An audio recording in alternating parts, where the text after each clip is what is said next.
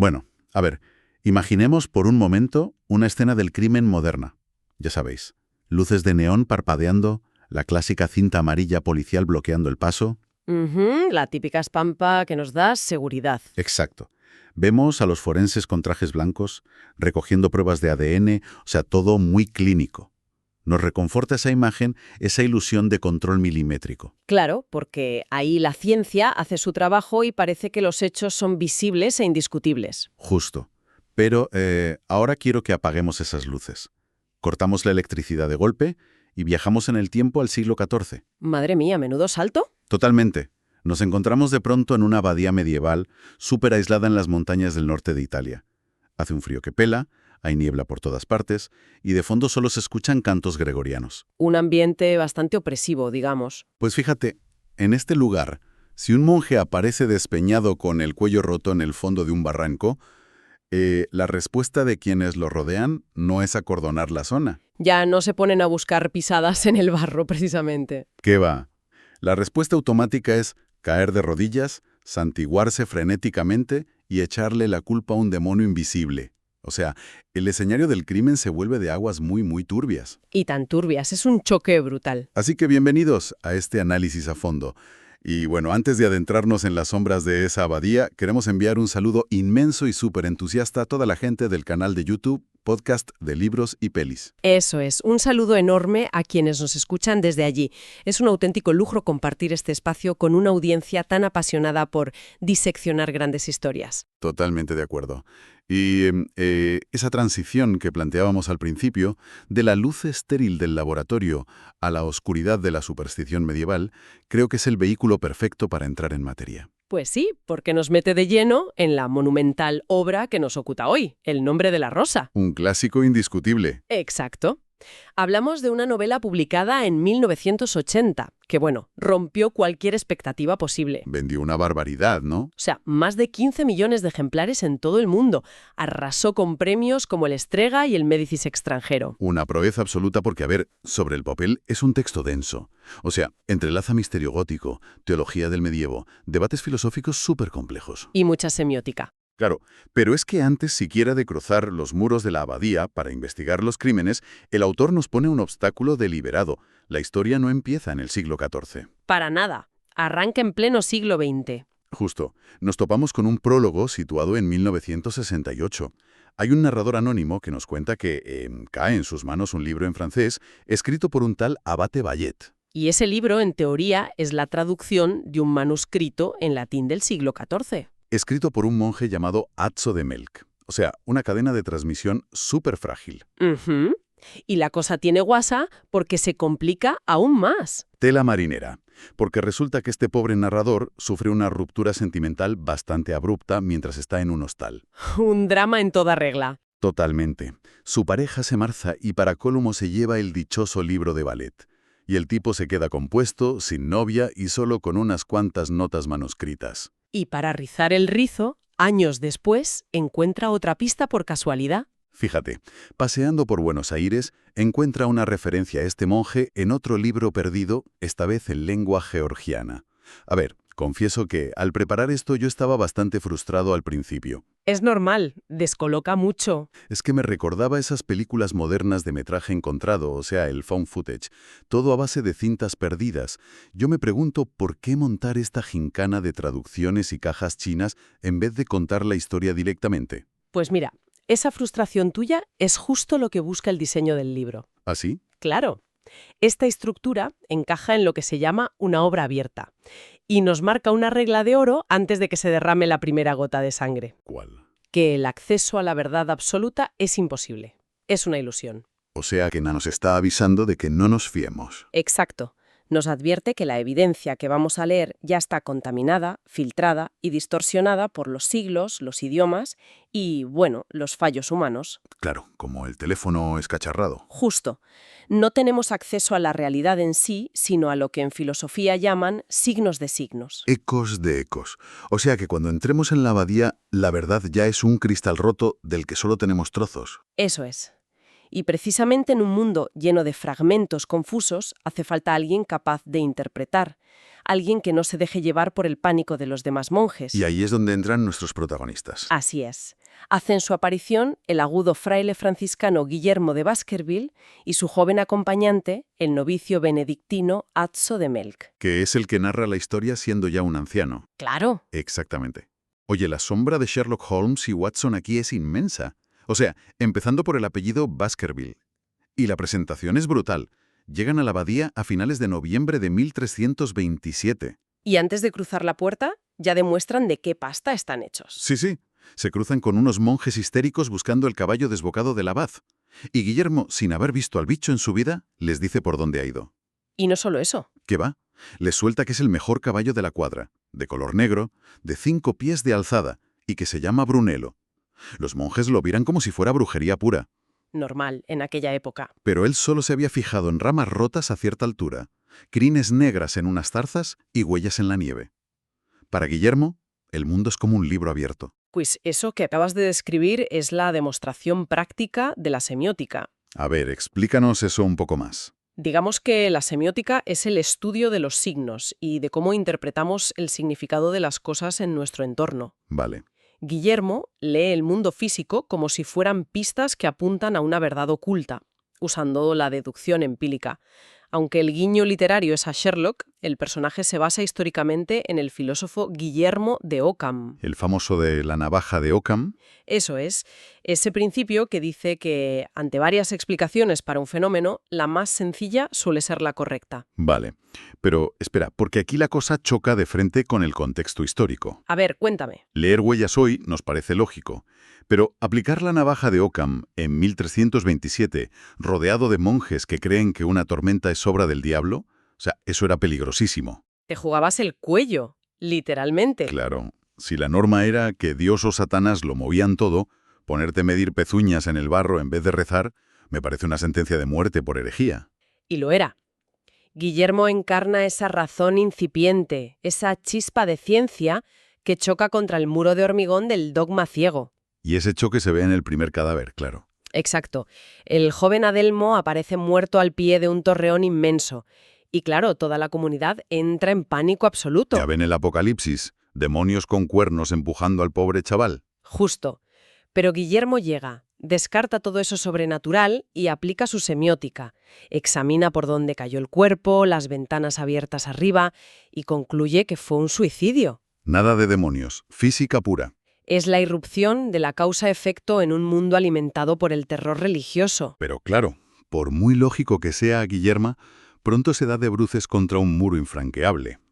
El corazón de la abadía. El edificio. Esa fortaleza octogonal que tiene en la última planta una biblioteca alucinante. Pero no es una sala de lectura normal, es un laberinto diseñado para volverte loco.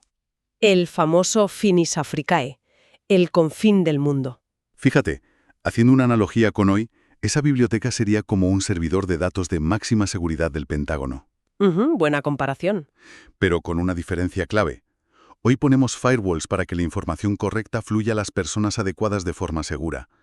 En la abadía, el objetivo era estancar el conocimiento, que nadie entrara. Totalmente. Para lograr ese estancamiento usaban auténtico terror psicológico. La biblioteca imitaba el mapa del mundo, creando un caos espacial bestial. Y las trampas, ¡qué tela marinera! Sí, ponían espejos deformantes en los pasillos oscuros. Imagínate a un monje supersticioso con una vela viendo un monstruo gigante, que en realidad era el mismo, reflejado. O las corrientes de aire. Exacto. Había rendijas que hacían que el viento aullara como si fueran almas en pena. Y, para rematar, quemaban inciensos con hierbas alucinógenas. Madre mía, un viaje de pesadilla. Y todo para que nadie leyera. Solo el bibliotecario, Malaquías, sabía moverse por ahí. De hecho, los monjes copistas de abajo muchas veces ni entendían el idioma que copiaban. Eran fotocopiadoras humanas. Claro, pero yo me pregunto, ¿por qué?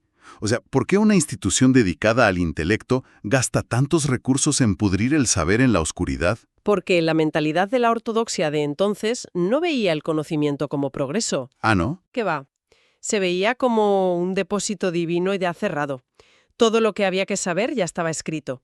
Su trabajo era preservarlo, no difundirlo. Guardar por guardar. Eso es.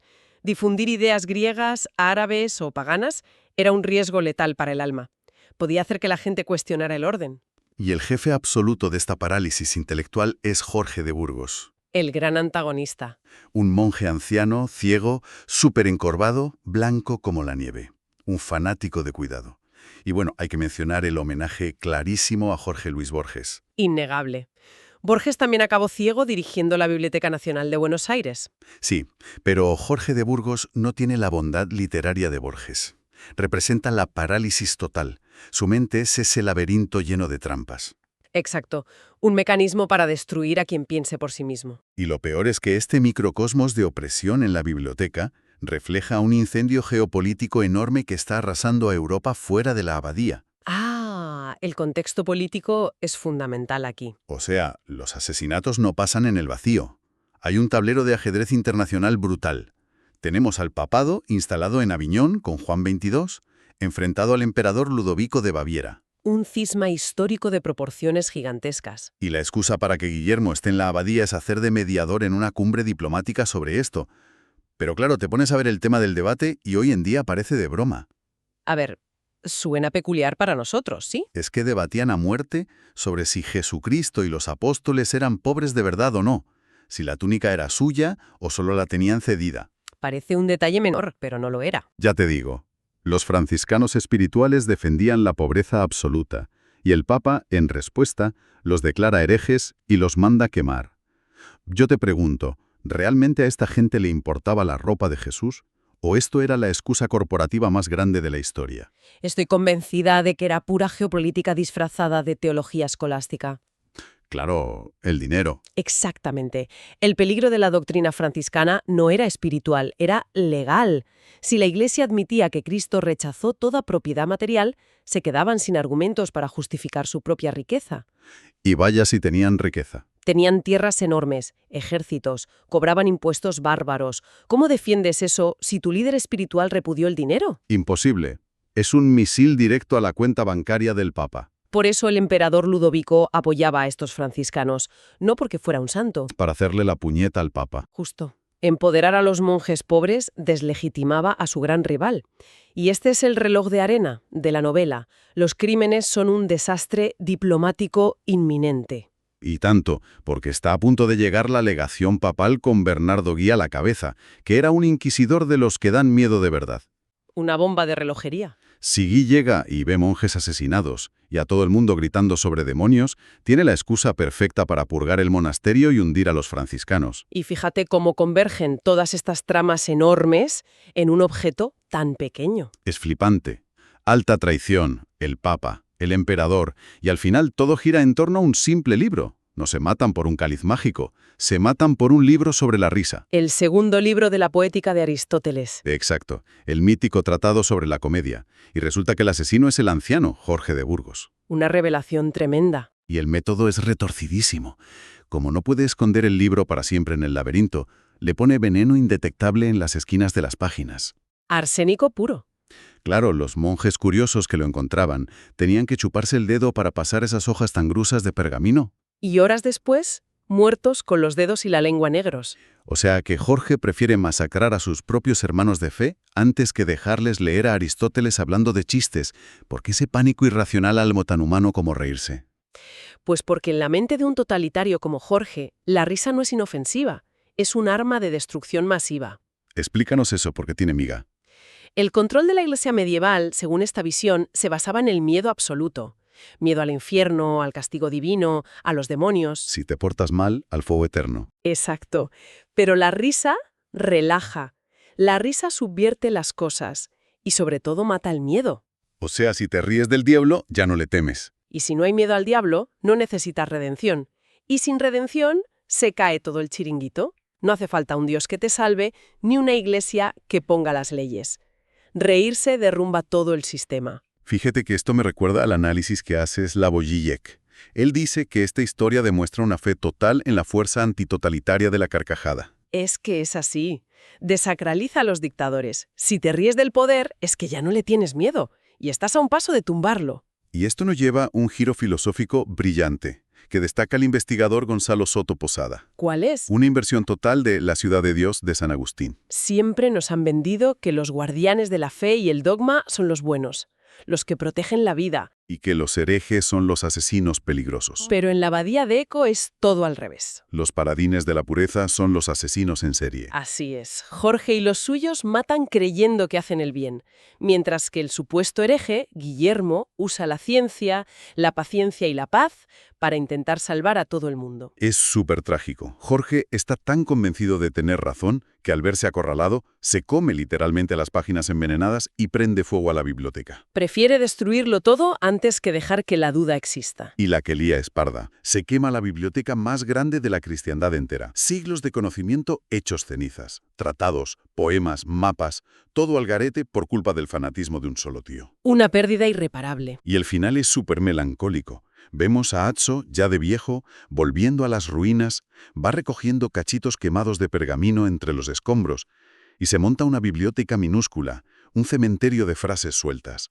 Esa imagen final es el alma del libro y explica el título. Totalmente. Termina con esa frase en latín que es mítica, Stat rosa pristina nomine nomina nuda. que viene a decir que de la rosa original solo nos queda el nombre, solo conservamos nombres desnudos. Y curiosamente, esa frase viene de un error de traducción histórico, lo cual subraya aún más el mensaje. Todo se pierde. Los imperios caen, los libros arden, las personas mueren. Al final lo material desaparece y solo nos quedan las palabras sueltas, despojadas de su contexto real. Esos nombres desnudos. Madre mía, es que entiendo por qué este libro caló tanto. Mezcla el thriller policíaco con preguntas enormes sobre qué pasa con el conocimiento. Por eso triunfó tanto, tuvo la peli e impuso aquel videojuego de culto español La Abadía del Crimen. Buf, mítico. Demostró que la gente quiere historias inteligentes que no les traten como tontos. Y oye, el paralelismo con hoy es brutal. Totalmente. Ya no vamos con antorchas por pasillos con espejos, pero vivimos en nuestro propio laberinto digital. Y tanto. Internet es inabarcable, pero está súper fragmentado. Justo. Somos como el viejo Atso recogiendo a cachitos chamuscados. Intentamos entender el mundo a través de un titular suelto aquí, un clip de TikTok descontextualizado allá. Por eso hoy hace falta más que nunca la pericia de Guillermo de Baskerville. Sentido crítico a tope. Claro, usar la cabeza para no caer en el nuevo dogma digital, para no ser como esos monjes copistas que repetían mensajes sin entender qué decían. Me parece una reflexión perfecta. Y bueno, para ir cerrando nuestra inversión profunda, quiero dejar flotando una última idea a quienes nos escuchan. A ver, Hemos visto cómo un solo fanático quemó la biblioteca más grande del mundo, dejando solo nombres desnudos. Imaginemos nuestro edificio actual. los grandes servidores de datos. Sí, la nube. Toda nuestra existencia digital. Si mañana esos servidores ardieran por un apagón global, por censura extrema o puro fanatismo, ¿qué nombres desnudos, qué fragmentos sueltos rescatarían los humanos del futuro entre nuestras cenizas digitales, para entender quiénes fuimos de verdad? Es una perspectiva fascinante para darle vueltas en casa. Porque, como decíamos al principio, la verdad nunca tiene luces de neón, siempre navega en aguas bastante turbias. Ha sido un placer desgranar todo esto. Igualmente, muchísimas gracias por sumergiros con nosotros en este laberinto y nos vemos en la próxima. Un abrazo.